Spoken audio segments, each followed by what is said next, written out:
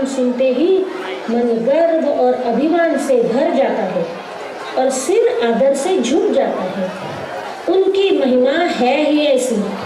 अपनी वीरता से मुगलों को घुटने टेकने पर मजबूर करने वाले महान शासक, दयालु योद्धा और सर्व धर्मों का सम्मान करने वाले वीर पुरुष थे शिवाजी। पर उनके जन्म के समय महाराष्ट्र की परिस्थिति बिल्कुल विपरीत थी। अहमदनगर के निजाम शाह और विजापुर के आदिल शाह का महाराष्ट्र पर राज था। वो सबको अपने पैरों की जूती समझते थे। जनता की इज्जत कुचली जा रही थी। गांव के गांव जलाए जा रहे थे। गुलामों के बाजारों में बहु बेटियां बेची जा रही थी। धर्म सुरक्षित नहीं था, मंदिर सुरक्षित नहीं थे। सरदारों का गृह कलह, आपसी झगड़े, इन सब में महाराष्ट्र तबाह हो रहा था। सामान्य जनता का कोई वाली नहीं था। यह सब देखकर मराठा सरदार शहाजी राजे भोसले की पत्नी जीजाबाई का मन विदीर्ण हो रहा था। वो बेचैन हो रही थी और माँ जगदम्बा से प्रार्थना कर रही थी कि हे देवी माँ, इन दैत्यों का नाश करने के लिए मुझे वरदान दो। माँ ने उनकी प्रार्थना स्वीकार कर ली और भीमाशंकर की जटाओं में बसे किले शिवनेरी पर तेजस्वी प्रतापी सूर्य ने जन्म लिया, जो अपनी रोशनी से महाराष्ट्र का 300 वर्षों का अंधकार दूर करने वाला था। पुत्र जिजाऊ माँसाहेबांना झाला, पुत्र शहाजी राजांना झाला, पुत्र सह्याद्रीला झाला, पुत्र महाराष्ट्राला झाला। तो दिवस होता 19 फेब्रुवारी 1627। शिवाई देवीच्या नावावरून बाळाचे नाव ठेवण्यात आले शिवाजी।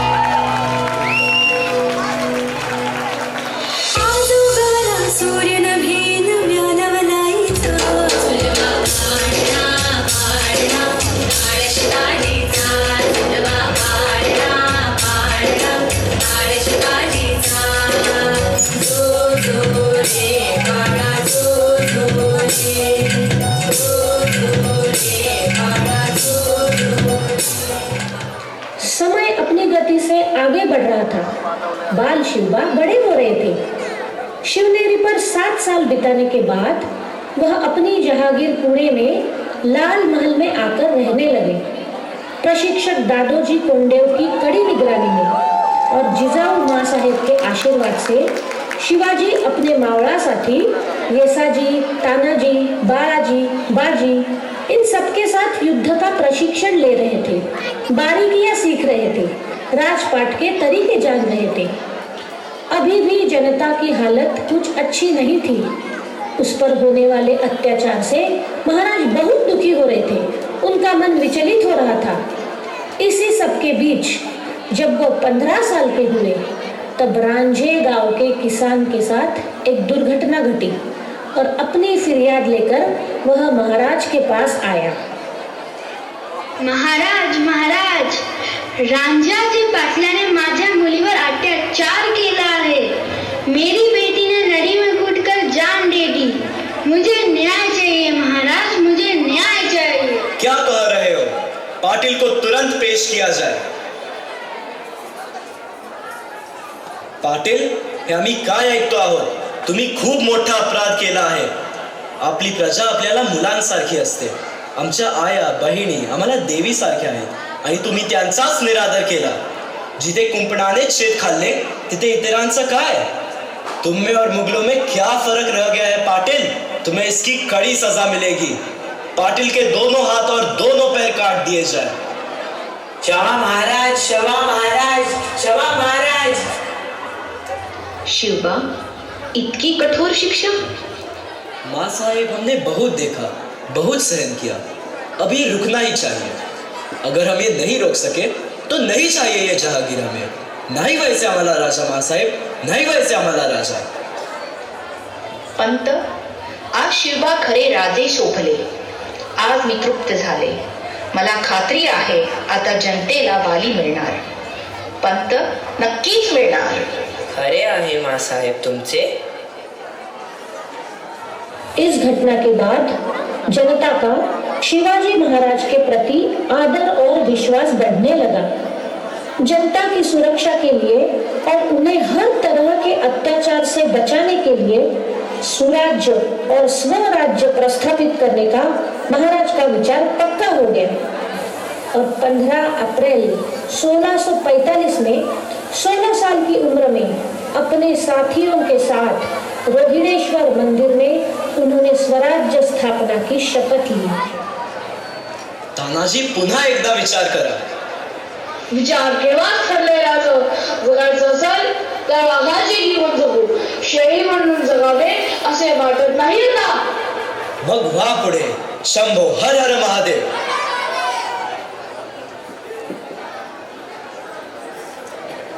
आज तुझ्या प्रेरणेने आम्ही हिंदवी स्वराज्याची शपथ घेत आहोत। संकल्प तडीला न्यायाला तू समर्थ आहेस। हिंदवी स्वराज्य व्हावे ही तो श्रींची इच्छा आणि जोवर स्वराज्य प्रतिस्थापित होत नाही तोवर आमच्या रक्ताचं प्रत्येक थेंब स्वराज्यासाठी वापरण्याची आमची तयारी आहे आणि आम्ही त्याकरता कटिबद्ध आहोत।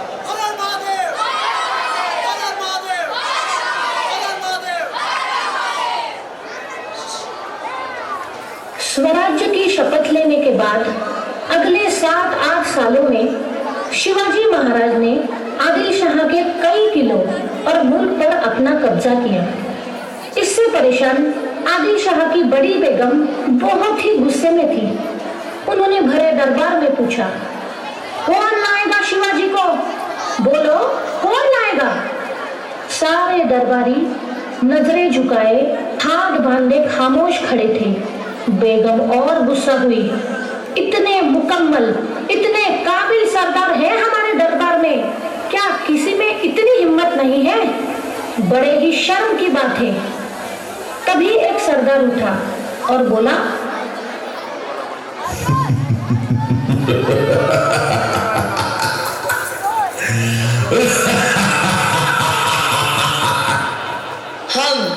हम लाएंगे शिवाजी को। मैं अफजल खान बीड़ा उठाता हूँ कि मैं लाऊंगा उस काफिर शिवाजी को, जिंदा या मुर्दा।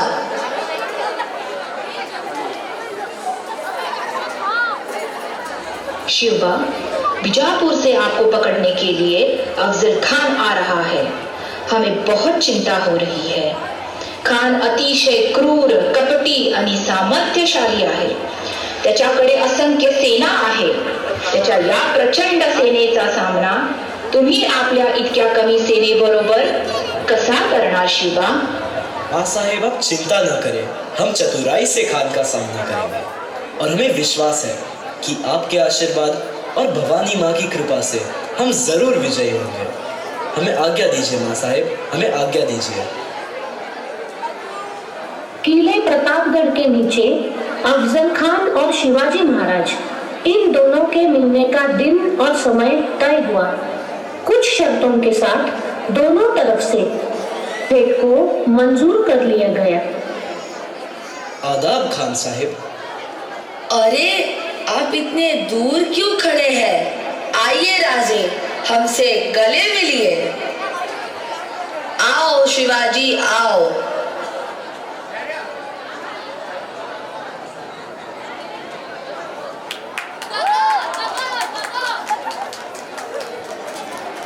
शिवाजी महाराज का जीवन इस तरह के कई रोमांचकारी प्रसंगों से भरा हुआ है।